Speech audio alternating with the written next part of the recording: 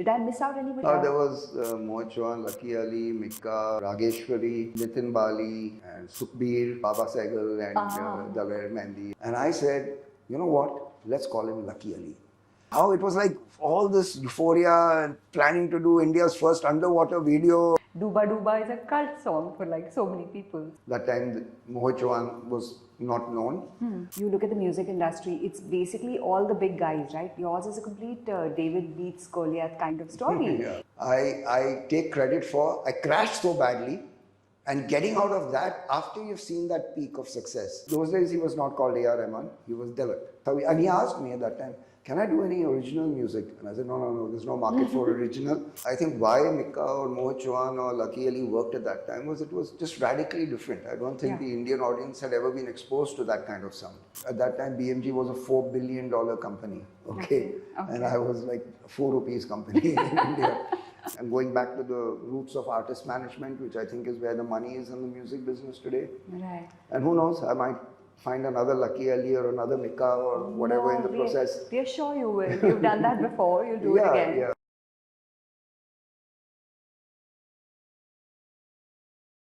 Hi everyone, welcome back to another episode of my founder series. Today we have with us a founder whose life could very well be a Bollywood movie. He started his career as an EA to Ratan Tata. He's a veteran of the music industry in India.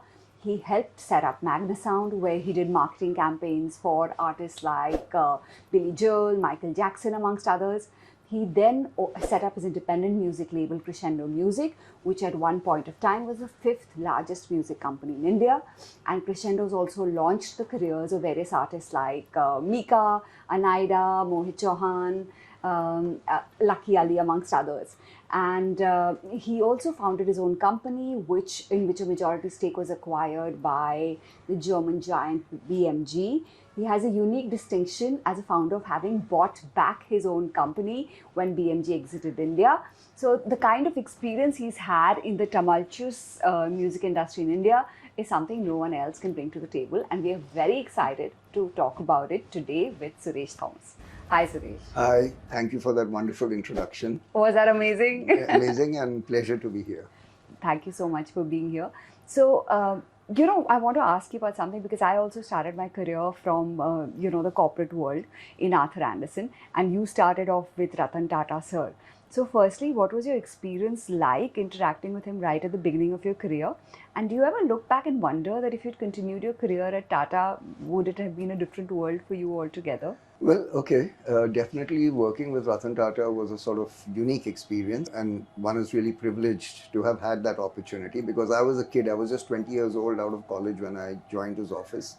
And it gave me a tremendous exposure. That was the time when J.R.D. Tata was alive, Naval Tata was alive. Ratan Tata was handling Nelco more than, most of the other companies.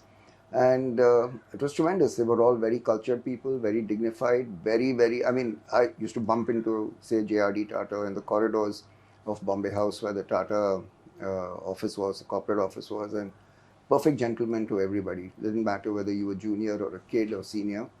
And I think I learned a lot over there.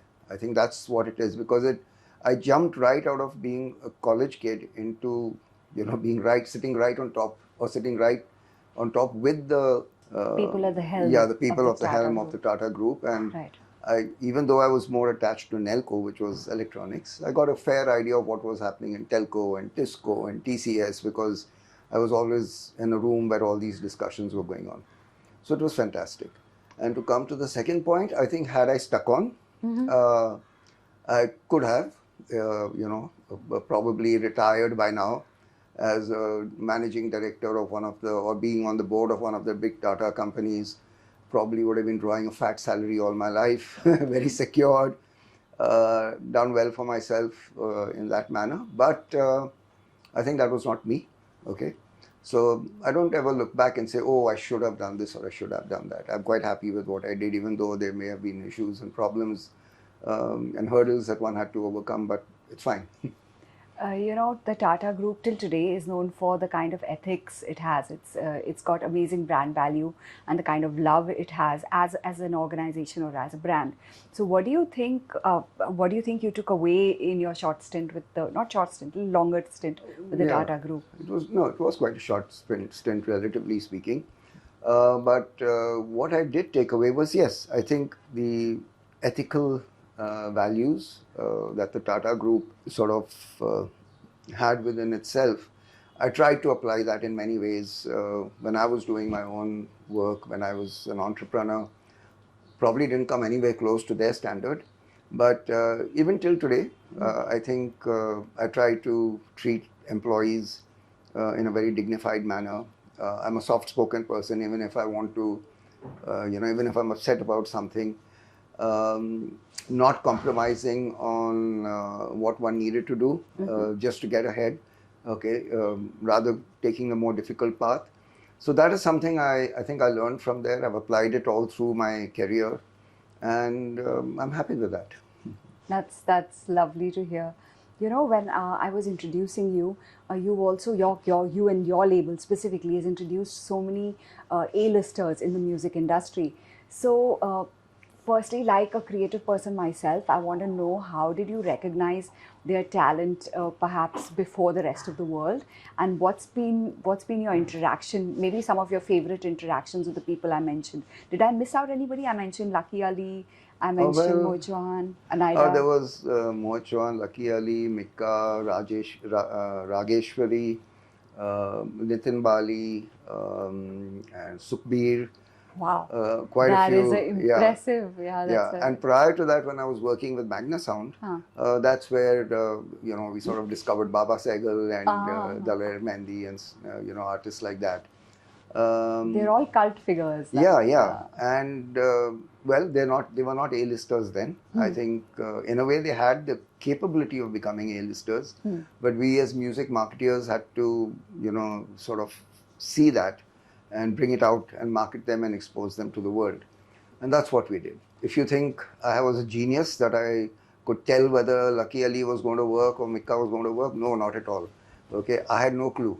All I know is I credit myself for taking chances. Okay, if I found an artist or a piece of music that sounded different from everyone else, and I was criticized very often because I picked up singers, and I always joke that I made a career out of marketing Besora singers, very often. But whenever I found someone who had that little unique personality or a person or a unique style of singing, I used to take a chance with it. I mean, when I go back to the 90s, it was a time when, Alka Yagnik and, Udit Narayan or Kumar Sanu were all doing the typical filmy stuff. So I think why Mika or Mohit Chauhan or Lucky Ali worked at that time was it was just radically different. I don't think the Indian audience had ever been exposed to that kind of sound. And that had always been sort of suppressed in the conventional way music businesses operated. It was all filmy music, it was stuff like that.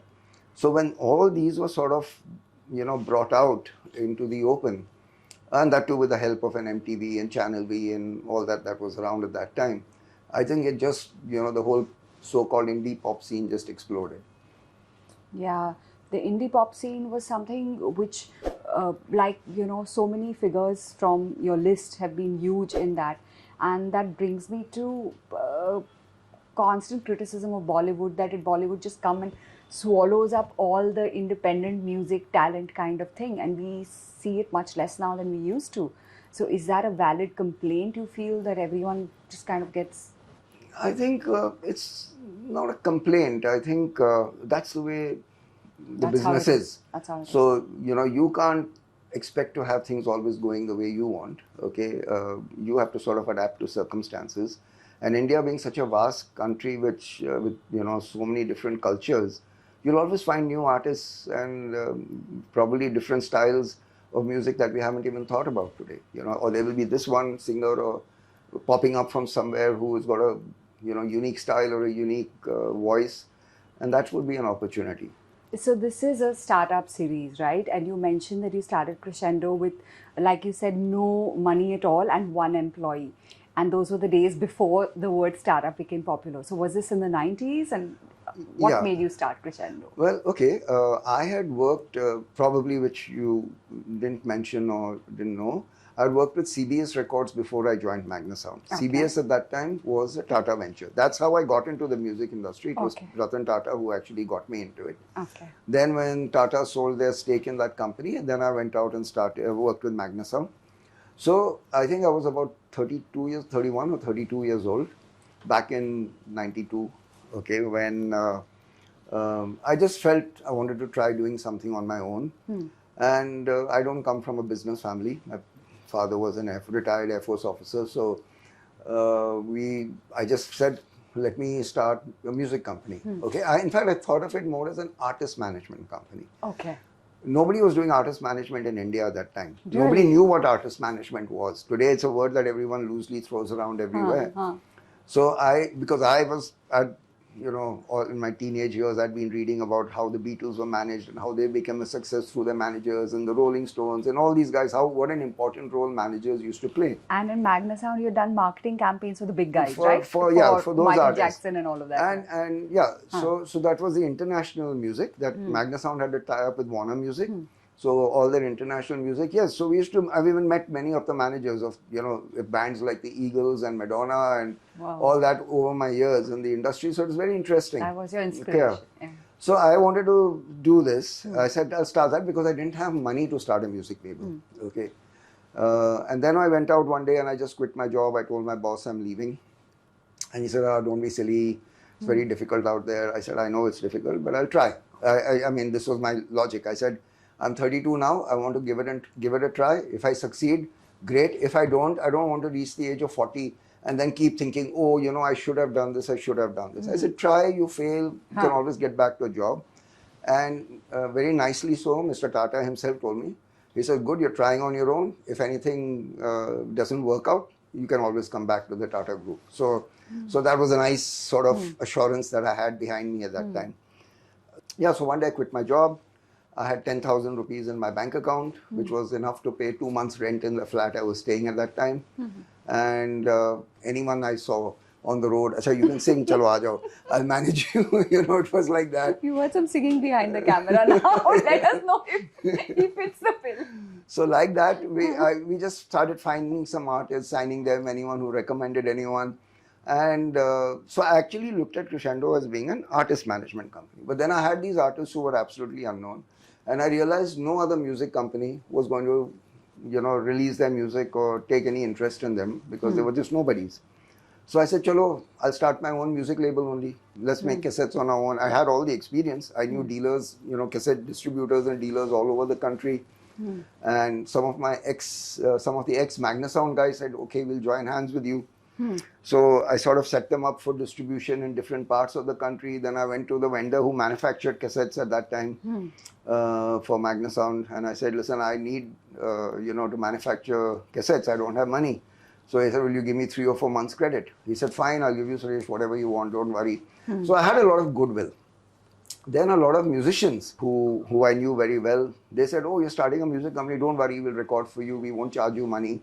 You start, let's see, you make it on your own, then you can pay us later, that kind of stuff. So suddenly I realized I could actually make albums and songs and release them without having to put out money, which I didn't have.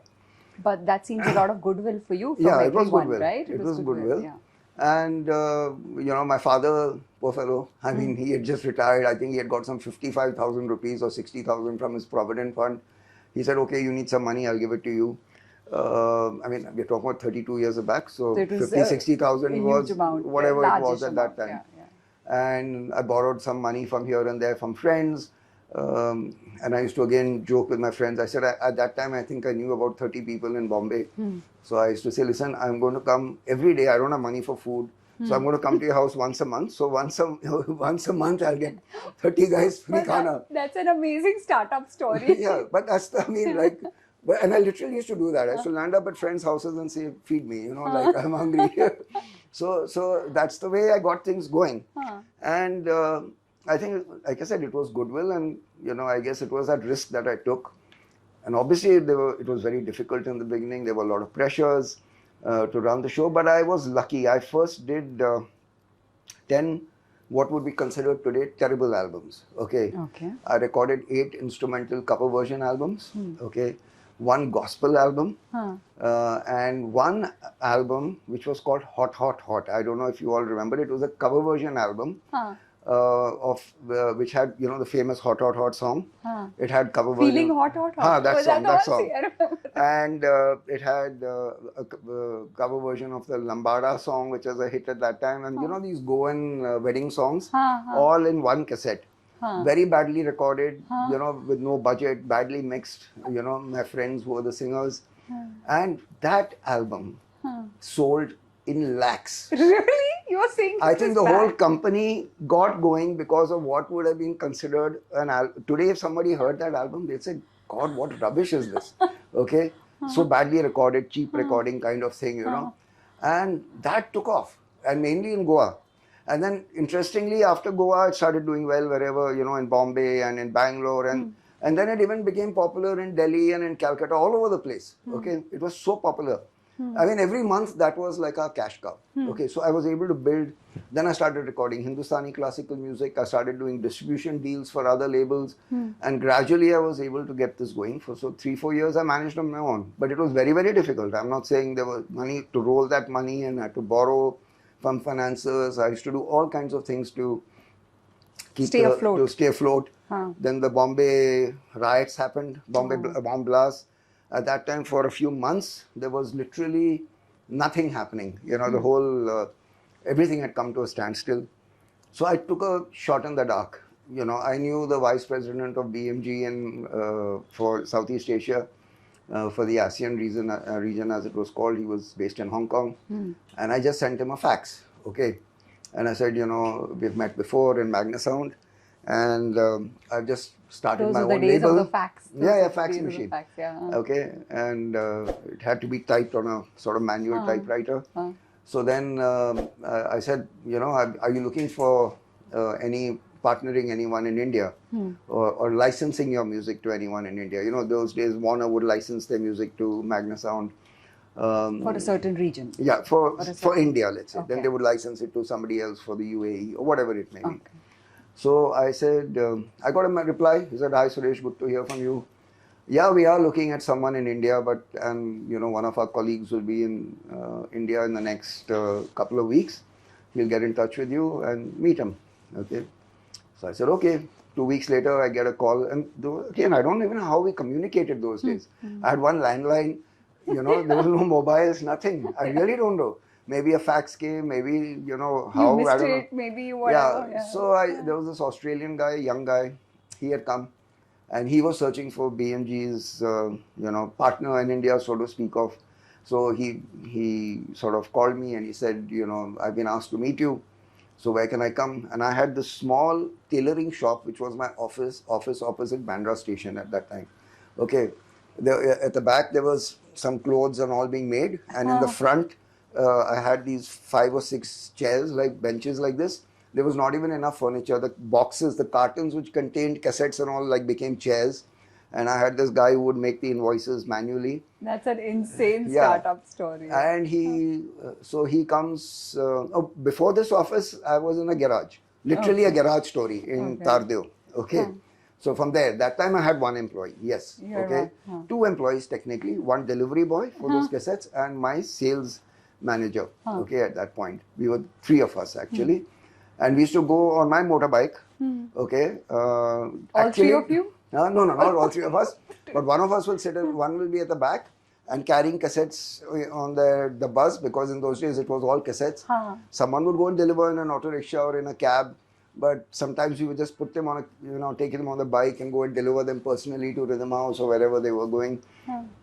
So then we progressed into this tailoring shop in Bandra station, opposite Bandra station. And this guy came to the office to meet me rather. And the tailoring shop. The tailoring shop. And there were all these stacks of cartons of cassettes there, and my 3 or 4, 5 or 6 guys, 7 or 8 guys who were working with me, but then were all scruffy. So he came, he saw all that, and he sat opposite me, and there was the only chair I think in the office, he could sit, he sat on it. And then I got him a cutting chai. I said, you would like to have some tea? He said, sure. So from Bandra station, across the station, this cutting chai came. And I said, sorry, this is all you get over here. Okay. And luckily for me, he was a very cool guy. Okay. He could put up with my stupid humor or nonsense or whatever it is. You know, and then he said, okay, so why? He said, I've come to meet T-Series, I've come to meet Times Music, I've come to meet Magna Sound, I've come to meet all the companies, Tips, Venus, everything. So he's sitting and looking at my small office, which was, I think, about the size of this, okay? And he said, so why should BMG want to tie up with you? So I remember giving him this answer. I said, what you see is what you get, okay? And so he said, they oh, okay. appreciated that, I guess. Yeah. And so he said, you know, we've got offers from all the other music companies here. They're asking us, they're ready to invest, you know, $1 million. At that time, $1 million was big money. He said, they're willing to invest $1 million, $2 million. What are you going to invest?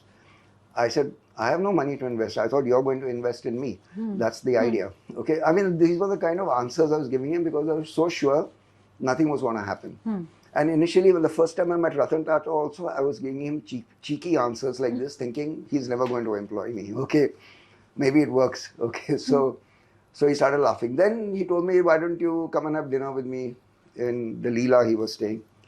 And every evening he would call me for dinner to the Leela. He'll say, oh, today I met Tips. I met them. What kind of a company are they? I met T-Series. You know, what do you think about them? I met Magna Sound. I met here. And he said, so I used to go and give a very honest kind of take on what I felt they were. Right. And then he said, you know, something very interesting. After 6 or 7 days, he says, every time you come, you talk to me about how you're going to do marketing. What is the business you're going to do? How you're going to prop up sales. Whenever I go to meet these big companies, all they want to do is wine me and dine me. Someone is sending me to the Taj for a holiday. Somebody is sending me to Goa for a holiday. Somebody has even offered me $1 million bribe. I won't take the name of the company. Okay, he said they've even offered me $1 million bribe to get the deal. So you're the only guy who I come who actually says, this is how I sell cassettes. Okay, and that's what we want. We don't need money. We need entrepreneurial spirit. Okay. So he said, the only thing is I'm not going to license music to you. We want to buy into your company. He said, will you sell 51% of your company? I said, sure, I have no problem. Okay.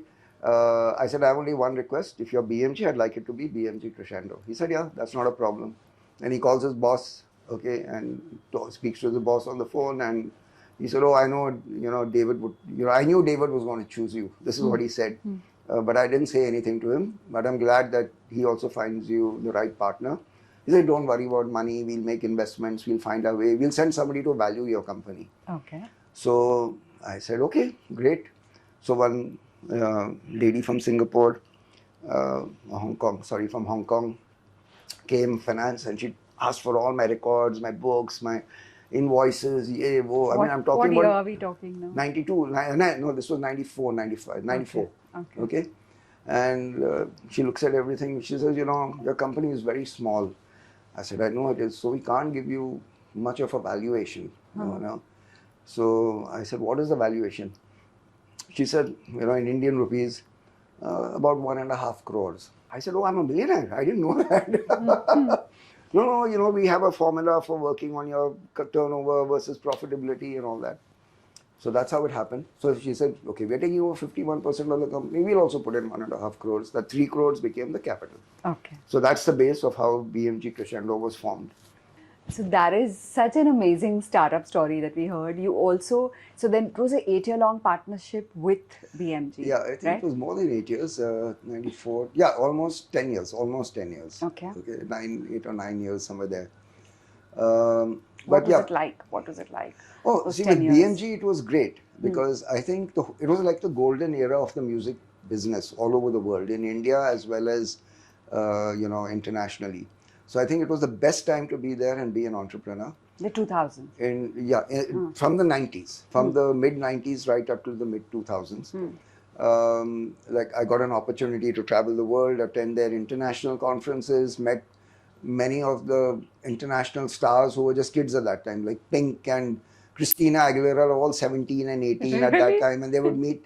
And I used to stick out in a BMG conference. People would come from all over the world. Most of them were either white or they were Asian, Southeast Asian. So I was the only, Indian sticking out there. So the first thing they will say, you from India? They'll come and start talking to you.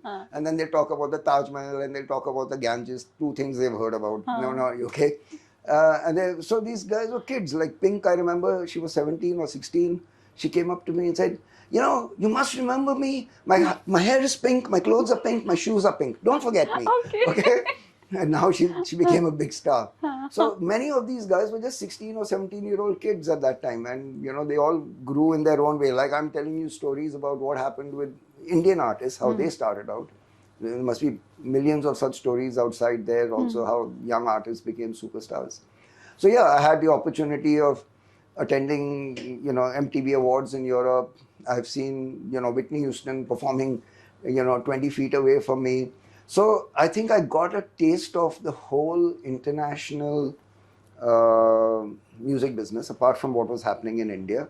And India, one thing good with BMG was we had to, they didn't know the difference between Jagjit Singh and Baba Sehgal, right? Yeah, I mean, they were just names on a Excel sheet or whatever sheet we had in those days. So they would just look at the numbers at the end of the year. Okay, so much you've invested, how much profit is the company making? After that, I had complete freedom to do what I want, to experiment the kind of music I wanted to do, which is what gave me the ability to experiment with new artists and unknown artists. So I would have to say that without that kind of support from your business partners, it would have been very difficult, right? So I think, here I was able to indulge in my own creative choices, how we made videos, the kind of videos we did, and the kind of artists we signed, the marketing campaigns we did, both for Indian and international music. And that was the time when the whole industry was buzzing. It was not just us, Sony was doing stuff, other labels were doing stuff, Magna Sound was still there, the MTV channel, we were all, the whole music industry was sort of bubbling all the time. And every day there was action, and we were all friends. I mean, like if Sony Music had a party, all the other music companies would be invited. If I had a BMG launch or a party, we'd invite all the music companies. It was like that, it was just everyone working together. So it was a great time. Of course, I was a young guy then. I was in my 30s. So I got a lot of media attention. So I was very happy to see my face in the papers or in magazines, on top of India Today also, amongst the top 50 entrepreneurs or something in India at that time. So yeah, I mean, I was enjoying myself. Those were the days. Yeah, enjoying myself, traveling the world, doing a lot of music. Then controversies emerged from somewhere because I was a young guy, I was unmarried. So they linked me with this model, with this singer. That used to come in the papers. One day my mother would wake me up in the morning, oh yeah, you're supposed to be marrying so-and-so. Did you know? I said, I didn't know. So all that used to happen. Right. So now when we look back, we laugh about all of that. So I think it was great. Not only because I was an entrepreneur in BMG, but I think I was in the music industry, which if you ask me, the music business was then, and in a way still today is probably the best business in the world. I feel it's better than the film business or anything else, because there's so much you can do. There's so much of action happening all the time. It's you're also unique in that you're a founder who managed to buy back his own company from an international company. I don't know how many founders can boast of that. Yeah, well, that was actually, many years I later. can't, credit myself for that. I think it was circumstances, because I think in the middle of 2003, 2004, all the problems started hitting the music industry world over, which was the coming of digital. Okay. Suddenly all this Napster and all these pirate sites were there. So that started happening. So the music industry worldwide started coming under pressure, because cassette sales and CD sales were all plummeting. And BMG, being a very stiff German company, unlike American companies which are more adventurous, they decided to sell their equity to Sony, their company to Sony.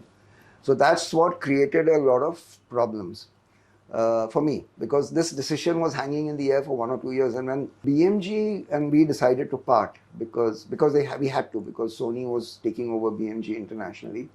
At that point in time, so they said, okay, the company is here, what do we do with it? Do we sell it to a third party? Do we do what? So I just made a deal. And I think it was a very gentleman's kind of deal that I did with BMG, which people tell me I was very silly, I should have taken more. we just decided that we'll share the liabilities in a certain way, and I said I'll take this much over, and I'll keep all the Indian music rights with me, okay, which I had created. Okay. People know me for Lucky Ali and all these pop albums that we did, but I had recorded in that time. We had recorded Hindustani classical music, devotional music, Carnatic classical music, Tamil music, Malayalam, Bengali, all kinds of stuff. So the 8 or 10 albums people remember me for because that's what was seen on television. But I had recorded almost 500 or 600 other kinds of albums, which had ghazal artists. They had classical music, stuff like that, all in all languages. So that was like our catalog. Plus, interestingly, I also bought the earlier company's catalog that I was working for, CBS Records. Okay. Because by then CBS was out of business, and they had a fantastic catalog of the 80s. Okay. They had, film songs of R.D. Burman and Jagjit Singh and, wow. Mehdi Hassan, Ghulam Ali. All these albums, they had almost 1,200 albums. And at that point in time, when I was running BMG Crescendo, I bought that off. So that also had become a part of my company. So I took it back, sort of bought it back from BMG. And I think that was a good thing I did, but it was also, but I made some other mistakes after that.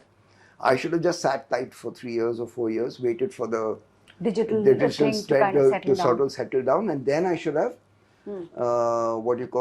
gotten adventurous again. But I think that was my inexperience because I don't come from a business background, right? I just started like this, and it worked very well. Then what happened was that the market was changing. People were not buying cassette CDs anymore. My strong international partner had exited. I had all this, and then I thought, okay, to substitute for the business I'm missing, thanks to BMG not being here, the international music had gone. I said, oh, let me try and buy film music rights, which is something I should never have done. Okay. Why do you say that? Because I don't think I had the experience, and I gambled on it. We bought 25 Hindi film rights of smaller films. Only one turned out to be a hit, which was Jhankar Beats. Okay, all the others didn't work. And I think at that time, I lost money there a lot. And B, I think the other thing is we are Indians. So if I had 100 employees, 120 employees, I said, oh, we can't send off all these guys. They've been working with me for 10 years. So you're trying to keep them. You're bearing that overhead, I remember the early 2000s, our monthly overheads were 35 or 40 lakhs a month, which was a lot of money. And most other people, smarter businessmen, would have said, sorry, all of you go, 5 people or 10 people remain till we get out of this. So I, for a year or year and a half, was trying to pay everybody and build the business back, And I made some mistakes at that time. I think these are my mistakes. There were circumstances that had changed overnight, almost very quickly at that time. But I didn't know how to handle it. So I don't blame anybody else. If I took some wrong decisions, then I face the problem that comes with it. So then everything changed. Then, everything crashed, collapsed. I went bankrupt. I was broke. You mentioned that you've been bankrupt twice, you said. Yeah. So I'm used to being bankrupt. I hope it doesn't happen a third time though. So I think that's all been part of the experience. I don't regret it. Whatever I did at that time. I've enjoyed a fantastic spell in the music industry. I mean, I think there are very few guys like me walking around who have been in this business for 45 years. I know. That's why we're very lucky to have you here today. And I'm still active. That's the point. There are a lot of people who have been around for a long time, but they've either retired or they're doing something else. But I still keep releasing music, new artists. I keep trying something new. Crescendo is still alive. After I got out of all this, I tried to get out of debt, which I was in. Which today, in hindsight, would have been a mistake. I sold all my music rights to Sony for what would be considered a pittance amount today. Had I waited 10 years more, it would have been worth 20 times more, and then I wouldn't be having any issues or problems. But I did it then. Well, I needed money at that point in time, and there was nobody buying music rights at that time. So I thought, okay, I'm getting so much, let me take it and get myself out of problems. So that's what I did. So now I'm at it again. I mean, I'm trying to record new artists and adapting myself to the new era. the new world, which is all digital, and going back to the roots of artist management, which I think is where the money is in the music business today. Right. And who knows, I might find another luckyali or another Mika or whatever in the process. We are sure you will. You've done that before. You'll do it again. Yeah. So that's what you have to keep doing. I, in fact, was not even sure that an international music company was allowed to buy such a large stake or a majority stake. So I think I remember reading something about it. Tell us about how BMG happened and how the majority stake happened. Yeah, I think at that point in time, the Indian government was going to open up, inviting foreign investors into India, foreign company and collaborations in India. But they were always skeptical about media companies, because I think the Indian government didn't particularly want to give control for media to foreign companies. So when we decided to do this deal, the BMG and I decided to do this deal, it wasn't just we decided to deal, we signed a piece of paper and everything happened. We had to make several trips to Delhi, to the ministry. We had to camp there, we had to plead, we had to put up a case, we had to make a presentation and say these are the new rules and regulations in India, so we are going to work within that framework. So it took us, I think, almost 8 or 9 months, maybe a year, to actually get an approval for that deal to happen in India. Wow. Okay. Wow. So, it wasn't something that just happened overnight. It was something that we had to literally fight for and work for to make it happen. And when it happened, it not only made news because I was a little kid out of nowhere, suddenly getting lucky and doing a deal with a big multinational company. That in itself made news. Okay, how did that happen? Because I think at that time BMG was a $4 billion company. Okay. And I was like a 4 rupees company in India. But I think it made news because of this. This made news in the Economic Times. It, like I said, I came as one of the top entrepreneurs, I think, on the cover of India Today magazine. All this made news in business circles as well. That the first media company to pull off a deal like this in India was your company. Yeah. Wow. I think it's a complete, what I'm hearing from your story, you look at the music industry, it's basically all the big guys, right? Yours is a complete David beats Goliath kind of story. Yeah. If you survived in an industry like this for 40 years, where in those days there was not clean money coming in, they were just the big guys who survived, everyone else fell apart. So if you managed to do that over 2 or 3 cycles, then there's no reason why. Yeah, I think I never boast of, I started from nothing and made it so big. Okay. I take credit for, I crashed so badly, and getting out of that, after you've seen that peak of success, then you come to rock bottom or even below rock bottom. Getting out of that is more creditable than, starting as an entrepreneur and doing something good, because it's recovering that's more difficult, because you lose your credibility and no bank wants to touch you and all that kind of stuff comes in, So that was it. I mean, I think that's what you're proud of. Right? Yeah, I'm not saying I'm proud. I'd say I'm just saying if at all there's anything I can take credit for, it's that. How do you survive under horrible circumstances? I was in a lot of trouble, How do you survive under horrible circumstances? I don't know. If somebody tells me what I did in the last 20 years after all this happened, I still don't know. I just survived day to day. I did some consultancy deals in between. I like I said, I sold all my assets. I sold my music rights to get myself out of debt and keep myself afloat. I did a whole lot of small things to stay alive. But I sort of neglected my music business, which is, I think, a mistake I made again, which in the last 8 months or 9 months, I've gotten back completely into. Okay.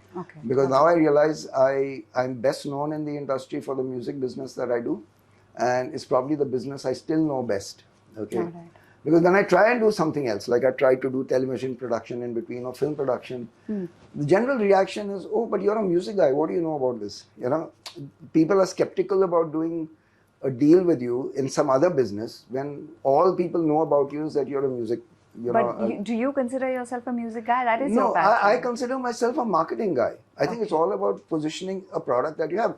When I was working in Nelco, yes, I sold TVs and tape recorders in those days and 2-in-1s, and so it was all, and I was a very, very successful marketing guy in Nelco before I got into the music business. I mean, even I was only in my early 20s and I was considered a star salesman in the company. So I think if there's any product that you have, I mean, even if it's a chair tomorrow, and there's furniture tomorrow, I mean, it's very boring to sell furniture, but I'm just saying, if you have to do it, then you have to find innovative ways of doing it. Music business is interesting, but it's also very competitive. It's difficult. It's not that everything you do is successful. So, in a way, but it's another product. Finally, an artist is another product. Okay, Yeah. or that album is another product which you have to sell. That's an amazing twist in your story. I'm hearing after this entire conversation, you're like, no, but I'm not a music guy, I'm a marketing guy. I'm a marketing guy, exactly. And as an artist, I'm realizing the importance of the person behind who makes the artist what they are. I think that's what I'm taking away, Absolutely. I mean, I think there's always this tussle, they are music companies, they don't know anything about music. Okay, that's the general, complaint artists have. Okay. And a music company will say, oh, they're artists, they're difficult to control, you can't, they're not stable, all that kind of stuff comes up.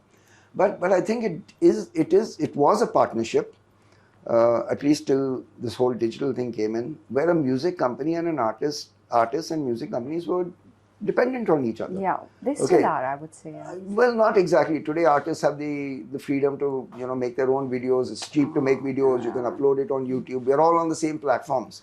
Okay, so in fact, it's become very, very it's scattered now.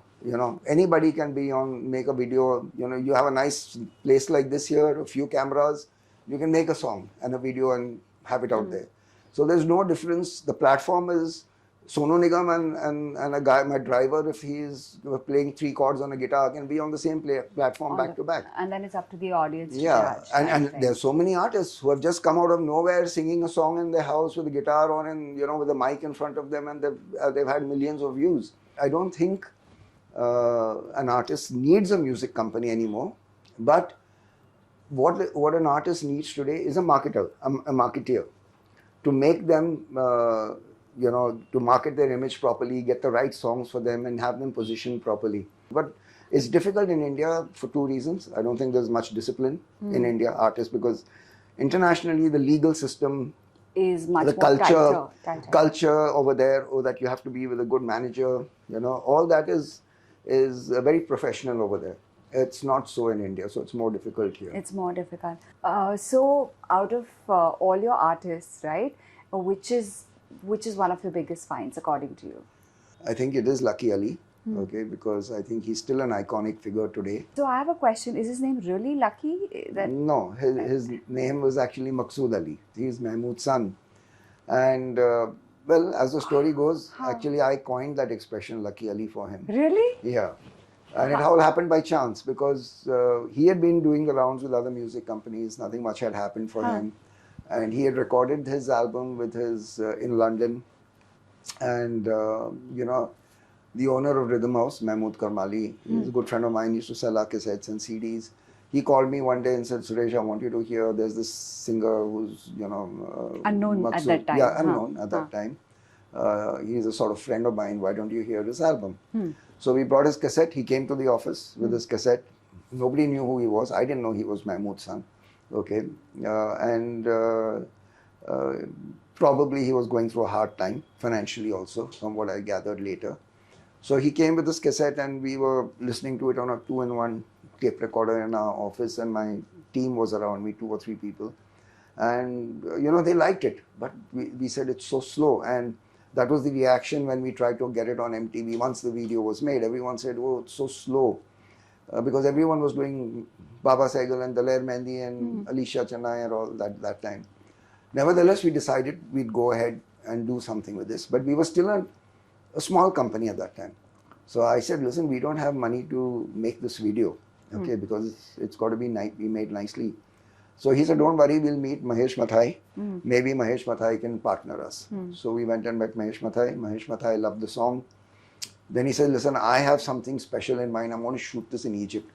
Okay. I said, Egypt? I mean, nobody had even thought of shooting music videos outside India at that time.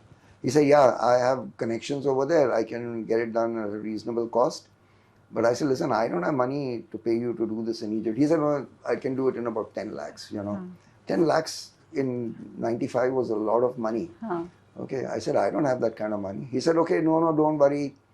We'll figure it out. So I said, listen, I have a proposition. Lucky is spent on the album, okay? Well, he was not Lucky at that time, he was Maqsood, okay? And he spent on the album. If you're doing the video, Mahesh Mathai was doing well, he had money. I said, I'll do the entire manufacturing distribution I have to do anyway of cassettes at that time. But I'll take care of all the marketing, TV promos, this, that, I will do, and I'll spend an equivalent amount. So roughly whatever comes out of this album, we'll do a 3-way split. That was the understanding we had. Okay. So that's pretty unique. I don't think that ever happened. I only survived doing all these unique deals. Okay, otherwise that's what an entrepreneur is about. You can't. There's no formula. You have to find ways to move around. And we were then planning the video, and we were planning what to do. And he used to come to our office with his Rakhi sister. I've forgotten her, Nirja, I think her name was. She used to come with him to the office, and we used to discuss what we're going to do. And this is the campaign, and my marketing team would be there. We'd be planning how we can do this, the promotions, and FM had just about come in at that time, so we can do some radio interviews. Those days you made posters and pinned them up in all the music shops. That was the kind of stuff that happened. And TV promos. So we were discussing all this. And I used to keep, taunting him, saying, yeah, Maqsood Ali sounds like some ghazal singer from Pakistan. You sound like Ghulam Ali's son. It doesn't suit the image of what we are doing. So we used to keep saying that. So when we were signing the agreement, at that time, Nirja said, Maqsood is so lucky to get this deal. And I said, you know what? Let's call him Lucky Ali. And everybody in my office around me clapped and cheered. That's the name. And even he was happy and she was happy. He said, wow, this is great. So let's do this. We're going to be Lucky Ali from now on. So we went away. After 4 days, so everything was being planned as Lucky Ali. After 4 days, Nirja calls me and says, sorry, we can't use the name Lucky Ali. I said, why? She says, numerologically, it's not working. So it's unlucky if you go with this. Unlucky. I said, listen, I don't believe in all this. We've decided on Lucky Ali. It's either Lucky Ali or no Ali. Okay. So that's how we went with it. And then it just caught on like that. The name was so catchy and it just worked. So you're responsible for that name, actually. Yeah, in a way, yes. yeah.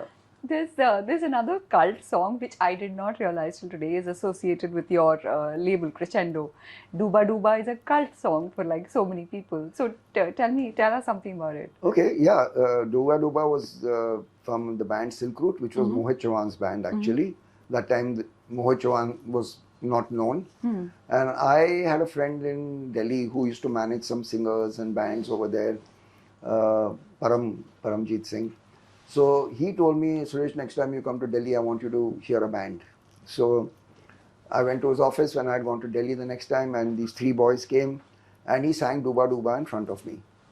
So those days it was like, like the show in movies. Hey, great song. Come to Bombay, I'll record you. Okay. Is that what you said? Yeah, I mean, it was more or less. I said, this is a great song. He played me 2-3 other songs. I said, how many band members are you? He said, we are 3 in the band. I said, don't worry, we'll fly you down to Bombay. We'll get you a place to stay. I'll make you a star. Yeah, that kind of stuff. And I said, how many days do you want in the studio? And I don't know how many days they told me, and they wanted this facility and that facility. They said, we want to use a lot of acoustic instruments, live instruments. I said, okay. And at that time, I think it was the most expensive pop album ever recorded at that time. So they came to Bombay, they spent time in the studio, we recorded the songs, everyone loved the songs. And finally, the album emerged. And then, Mohit Chauhan at that time told me, why do we want to make a video of Dooba-Dooba? There are some other great songs on the album. I said, no, it's either Dooba-Dooba or nothing. I got you guys here because I liked that song. Okay, I mean, the other songs are great. We made 2 or 3 other videos also for that. So then we planned this. So I went back to Delhi. So I was wondering, we were planning what to do with the video, and there was a girl in our office. She said, Suresh, there's this boy, he's an editor in the MTV office. Okay, he's very keen on making a video. Maybe can we give him a video to do? So I said, call him over to the office. I used to always take chances. Apart from singers, I would take a chance with a director or whoever it may be. So he came to the office, and this guy was Ravi Adiyawar, who today has become a big film director. Okay, and I think he's one of the biggest ad filmmakers. I worked with him, yes. So he became very successful. But so he came to our office, and I thought, okay, let him do Dooba-Dooba. Honestly, I said, new band, new director, we can take a chance. We can take a chance. Kuch hai nahi. There's nothing much at stake over here. So he heard the song. He said, give me 2-3 days. I'll come back to you with a concept. So he said, okay. So after a few days, he comes back. And then he says, I want to shoot this video in Kashmir. And I have this whole plan that we're going to shoot. We're going to put a car in the lake. And there's this valley there. And the band will be playing on top. And it'll go lower and lower and lower. And then it'll go underwater. And there will be a room underwater. And the band will play underwater. I said, what are you talking about? How on earth do we do this? Okay, I mean, do you know what you're talking about? So the way he described it to me, so much of excitement and energy. And B, I also asked him, how you want to do this? So he just explained everything to me so clearly, which suddenly made it sound so simple. He said, no, we'll put the car, we'll get an old car, we'll put it in a lake and the band will play on top. And then when it goes underwater, we'll shoot that in Bombay. We'll empty a swimming pool in mud. We'll make a room underwater. We'll pin, nail chairs and tables and all underwater. Then we'll fill the pool again. Then the band will come in and perform. So I said, what about underwater cameras? I'm talking about 95. I said, we don't have all this here in India. He said, no, I'm going to take a 35mm camera and I'll pack it with tar, I'll seal it. And we're going to go underwater and shoot it. I said, how on earth can this be done? I said, if that camera costs 1.5 crores or something at that time. Yeah. I said, I'm not going to be responsible for that camera if anything goes wrong. He says, no, I'm responsible. I said, do you have 1.5 crores if something goes wrong? Okay. He said, no, I don't. He said, no. I said, don't. He said, don't worry. I'll do it. He was so sure of what he was going to do. Then we worked out the budget. Okay, so I said, what is it going to cost? He said, so many people have to travel to Kashmir. Those days, 35mm shoot meant those lights and, the camera crew and trolleys and God knows what all had to go. Yeah. So it was coming to 18.5 lakhs, the budget. I said, 18.5 lakhs, we can't afford, boss. I said, we have to think of an option. He said, no, but that look, it'll come in Kashmir. Just a week earlier, I'd been to Lonavala. Okay. So I said, you know what? I'll get you that Kashmir look in Lonavala. Come with me to Lonavala. Okay. So we went to Lonavala and you've seen that video now. Yeah, it's beautiful. It looks like Kashmir. Yeah. But it was shot in Lonavala. Those days Lonavala was not so crowded. I don't even know if that area is as virgin as it looked at that time. So he went, we shot the video. Before we shot the video, so all this was planned. We'll shoot in, the budget came down by 4 lakhs. From 18.5, it came down to 14.5, which at that point in time was probably the most expensive video ever made in India. I think most videos were 8-9 lakhs was considered a big budget video at that time. So everything was planned. Okay, everyone was excited. We're doing this underwater video. Let's call the band from Delhi. So the band arrives from Delhi and they're sitting in front of me and he said, no, we got this great concept. This is what we're going to do. Suddenly I see Mohit and his other bandmate, they're looking at each other like this. So I said, what happened? You didn't like the concept? He said, no, but we don't know how to swim. Oh. No one had thought of calling them to check this. Okay. And I think one of them said, I'm scared of water. I don't go into a pool. So now it was like all this euphoria and planning to do India's first underwater video, shoot in Lonavala, shoot here. And we're all sitting there wondering what... The band is drowned only while shooting it. So I said, listen, no problem. This is what we're going to do. I had a friend working, I think, at Sea Princess swimming pool, at the pool club over there. I said, crash course, postpone the shoot by 3 or 4 days. 3 days, teach these guys how to swim. And I think it was just determination. Because they went, they didn't know how to swim. They're swimming, going underwater for the first time. They're playing the guitar and lip syncing it as if they were veterans. There was no VFX and all at that time. You had to do it yourself. And that too, they had to sing at a faster speed to make the lip sync and the hand movement match. Because when you're underwater, it's slower. All this technical stuff, don't ask me how they did it. All Ravi Jawar's planning. Hats off to him. And when you see that video today, first of all, it's shot in Lonavala, not in Kashmir, not in Switzerland. And when you see the whole impact of this whole thing of the car, and then they go underwater and they sing, you will never believe that two of those guys in that video don't know how to swim. Okay. Poor guys. And they did it. I think it was just determination. We have to do this, so they did it. Okay. So that's how that video happened. No, that's a very cool story. Very cool story. So Suresh, we've heard so many exciting stories from you. You've worked with almost all, or I think all the A-list music talent in the country. So are there any of them who are really huge now, but they started off really humble and you've interacted with them in the beginning? Yeah, of course. May not be, well, many of them started with me in Crescendo or BMG Crescendo. But before that, like I said earlier, I was working with CBS Records in the 80s. Okay. And I can give you two instances. One is A.R. Rahman. Okay. No, I think this was when I started working with Magna Sound. So somebody in the Magna Sound office, A.R. Rahman used to play in a band. He was a keyboard player in a band in Madras, as it was called in those days. And somebody said, there's this great keyboard player and, you know, he wants to do some music. He writes, he composes. So I used to go to Bangalore very often. And he used to come to meet me by train from Chennai. And I used to give him a list of 10, English songs, for which I used to tell him, please make instrumental cover versions of these and give it to us. Yeah. And, you know, and I think it was 2,000 rupees a song, so 20,000 for an album of 10 songs. And, well, you know, in those days, there were no bank transfers and all. You needed a check. So he would come all the way from Madras, take a check from me and go back. And then I would tell him, okay, when you're ready with this, you come again. Then you give me this master, and then I'll give you a check for the next 10 songs.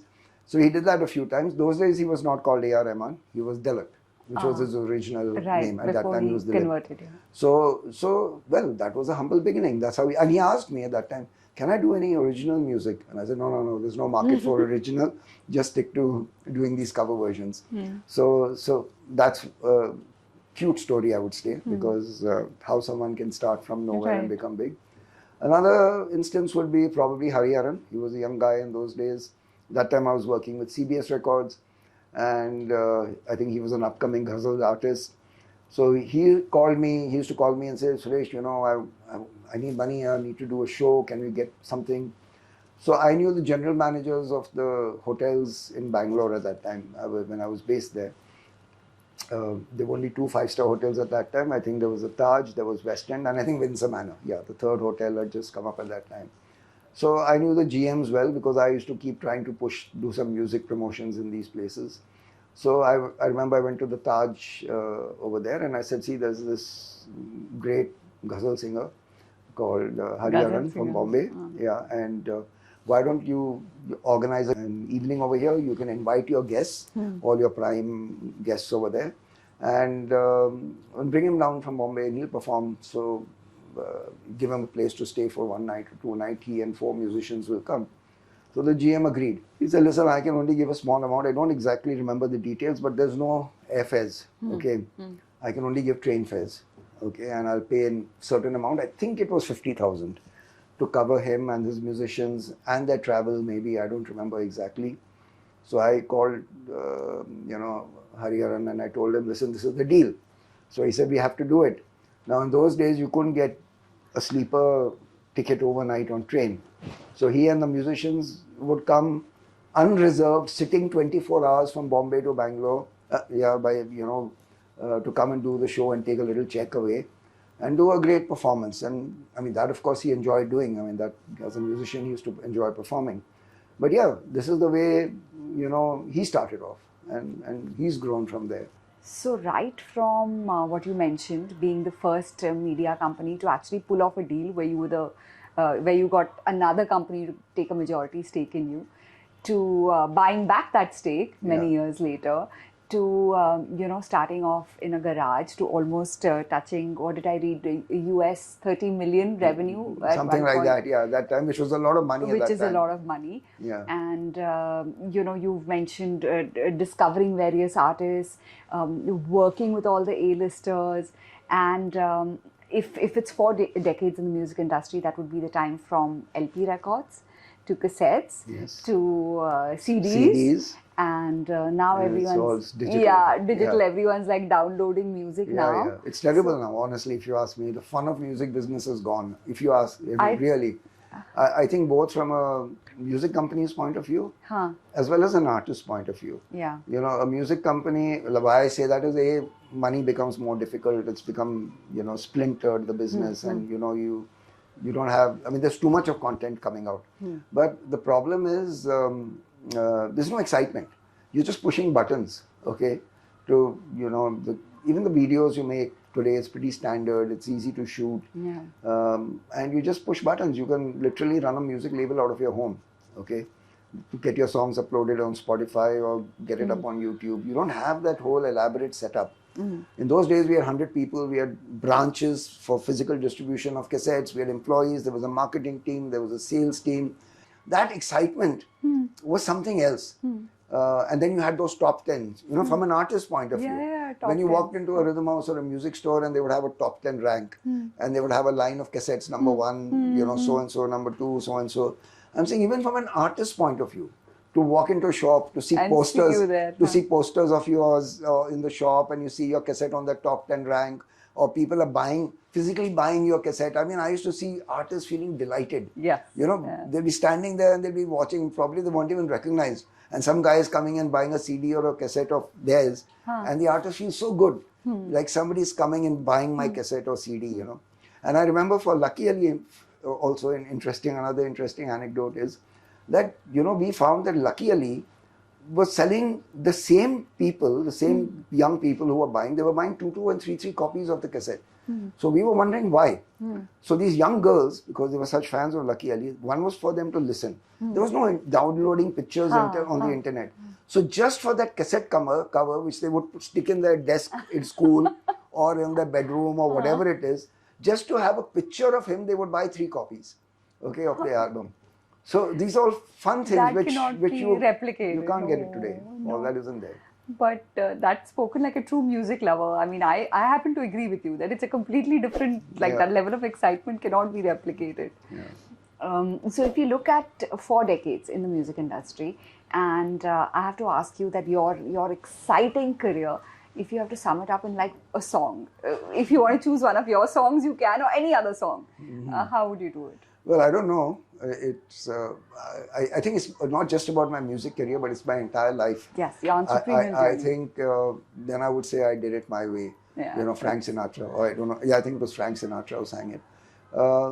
And the reason is because I don't come from a business family.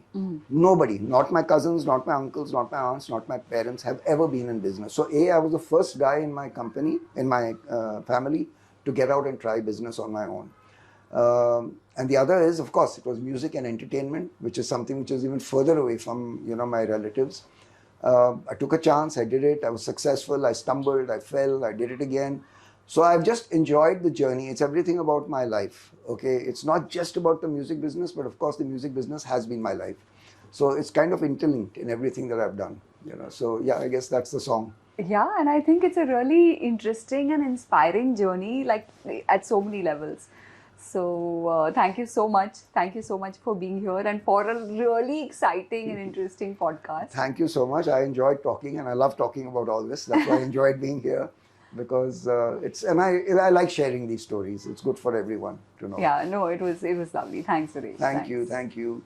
I think it's a true inspiration as an entrepreneur that, not to give up at all, how to kind of keep evolving through the ages. Sometimes you win, sometimes you lose, but at the end of the day, you still have that zest for your work and you still have that excitement about your work, and that's what keeps you going. And like Suresh said, he did it his way and he doesn't have any regrets. And I think if all of us can say that, we'll be fine.